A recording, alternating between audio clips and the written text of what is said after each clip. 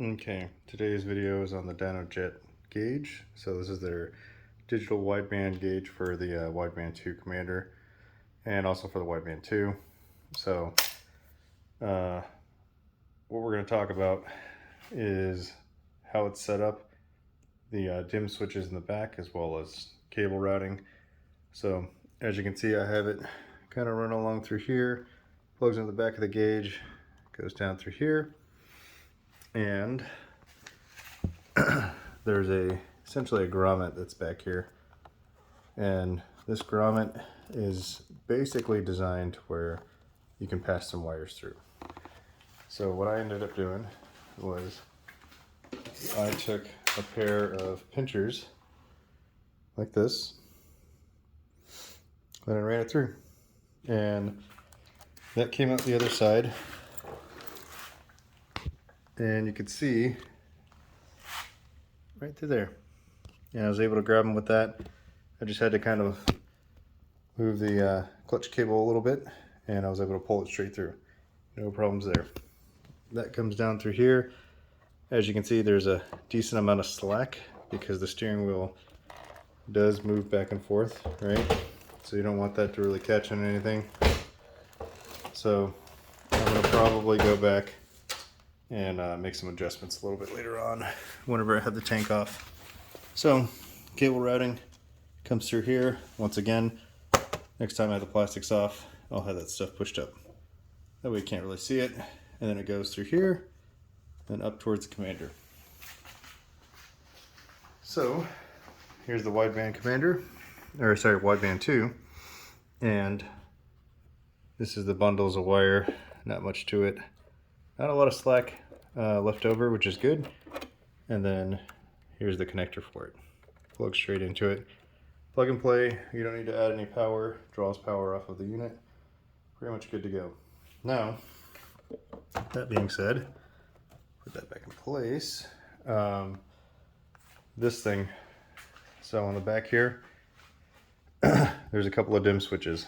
I don't know if we can see them. We can certainly try. Oh, right there. So notice how I have position 1 up top, position 2 at the bottom.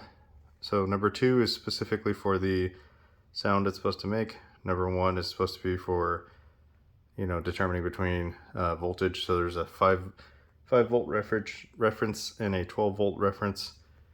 Number 1 is what you need for a digital gauge, which is what I have. Number 2, down towards the bottom for that number 1 switch, that is the indicator for the analog gauge, which uses a much lower voltage. Plugs in right there. And then the way I have this mounted, I have, it's from Amazon, and I'll put the link down below. But here's the part number, 55 millimeter gauge bracket. This is a 52 millimeter gauge, but this gauge has a flange to it, so it was a little bit loose. And it just so happened that I have this rubber grommet.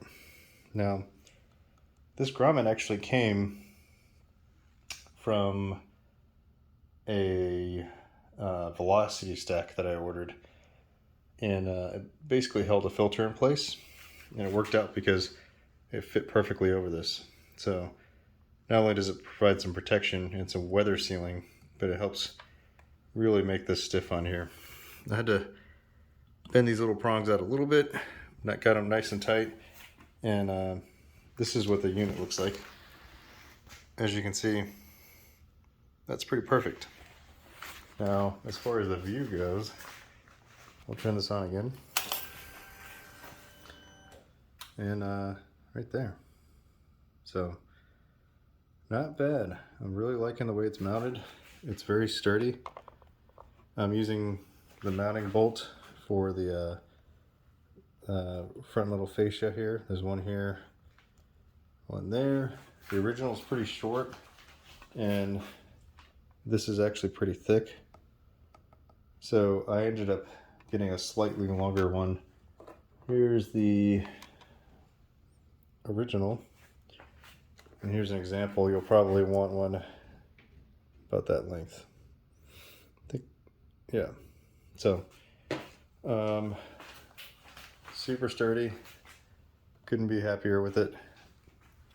And we'll just have to see how it goes a little bit later on. The only thing I may have to look at is that I have to add, I'm gonna have to see if I need to add a hood. So we'll have to see how it looks during the daylight. So, but yeah, short video, but it looks good. I like it.